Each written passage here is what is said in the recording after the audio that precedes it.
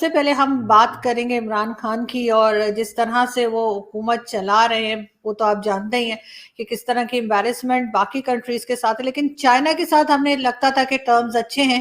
اس بار China نے بھی لگتا ہے کہ کچھ کولڈ شولڈر دیا ہے، تو چائنا کے وزٹ کو آپ کیسے دیکھتے ہیں؟ دیکھیے چائنا جو ہے کولڈ شولڈر اس بار ہی نہیں کافی عرصے سے دے رہا ہے. لیکن تو انہوں نے بہت ہیوج انویسٹمنٹ کا اعلان کیا تھا. یہ جو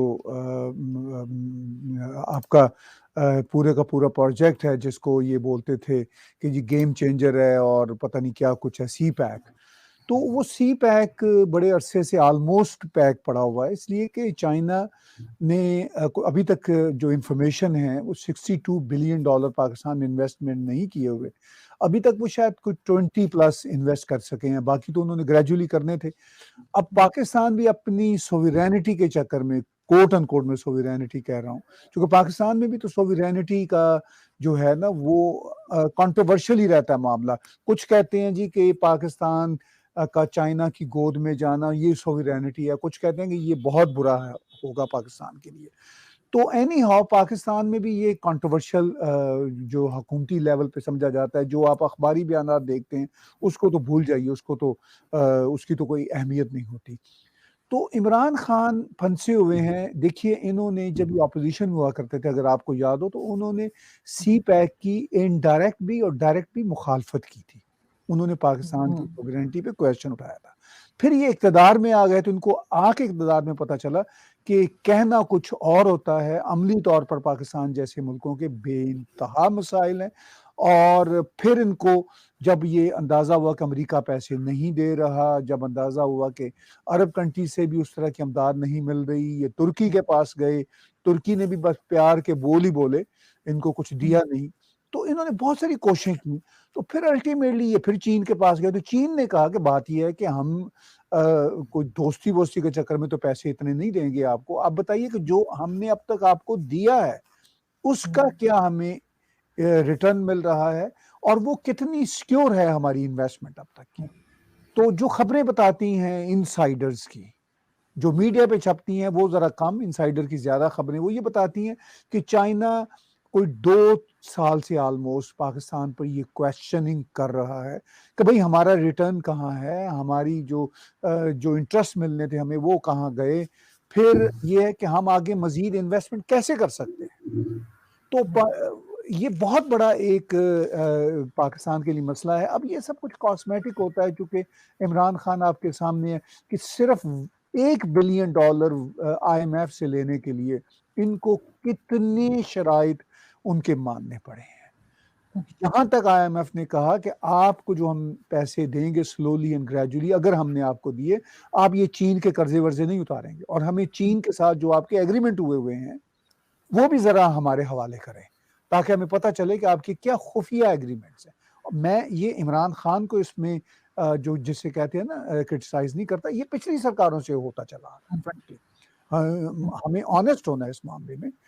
یہ سب کو عمران خان اس معاملے میں چاہتے تھے بلکہ کہ کسی طرح سے چین کہ ہم چنگل سے نکل سکیں، مگر جب اقتدار میں آئے ہیں تو انہیں پتہ چلا ہے کہ کنٹینر کے بیانات اور ہوتے ہیں اور اندر بیٹھ کے جو مشکلات ہوتی ہیں وہ اور ہوتی ہیں. اگرچہ یہ الگ بات ہے کہ وہ اندر بیٹھ کے بھی کنٹینر والا بیہیویئر کرتے ہیں.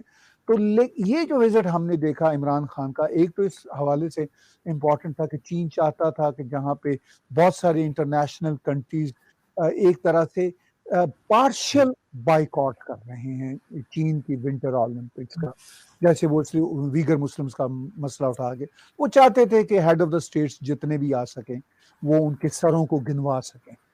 رشیا اپنی مجبوری کی وجہ سے گیا، چونکہ ان کا ویسٹ کے ساتھ اس وقت بہت بڑا ایک تنازع چل رہا ہے. تو عمران خان اور کچھ اور ہیڈ آف دا اسٹیٹس وہاں پہ گئے تو وہ ایٹ لیسٹ چین ان کے سروں کو گنوا سکے گا. لیکن عمران خان کا دورہ جو اطلاعات ہیں کوئی اتنا کامیاب نہیں ہے، بلکہ ذرا بھی کامیاب نہیں ہے، اس لیے کہ چین پیسہ لگائے گا نہیں، ان کو کوئی شورٹی نہیں ہے. ان کے شہری جو پاکستان میں کام کرتے تھے کئی مارے جا چکے ہیں، ان پر کئی حملے ہو چکے ہیں. نہ سیکیورٹی ہے جان کی ان کے لوگوں کی، نہ ان کے مال کی سیکیورٹی ہے پاکستان میں. تو چین خالی دوستی کے چکر میں تو پیسہ لگانے سے رہا.